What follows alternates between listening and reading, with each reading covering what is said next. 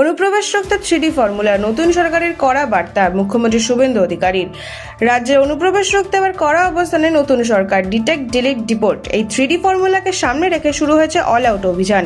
প্রশাসনের তরফে বিভিন্ন জায়গায় তৈরি হয়েছে বিশেষ হোল্ডিং সেন্টার। সীমান্ত সংবেদনশীল এলাকাগুলিতে বাড়ানো হয়েছে নজরদারি।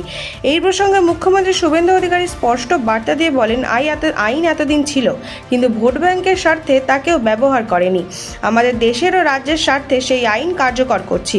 জলদি ভাগো, না হলে সরকার যা করার করবে। প্রশাসনের এই কড়া অবস্থান ঘিরে ইতিমধ্যেই রাজনৈতিক মহলে শুরু হয়েছে জোর বিতর্ক।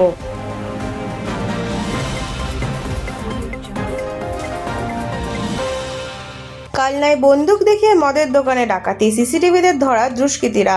পূর্ব বর্ধমানে কালনায় মদের দোকানে দুঃসাহসিক ডাকাতি। গতকাল গভীর রাতে বন্দুক হাতে দোকানে ঢোকে 3 দুষ্কৃতী। অভিযোগ, ক্যাশ কাউন্টার থেকে প্রায় 17,000 টাকা লুট করে চম্পট দেয় তার। ডাকাতির পুরো ঘটনায় ধরা পড়েছে দোকানের সিসিটিভি ক্যামেরায়। ফুটেজে দেখা যাচ্ছে মুখ ঢাকা অবস্থায় বন্দুক দেখিয়ে দোকানের কর্মীদের ভয় দেখাচ্ছে দুষ্কৃতীরা।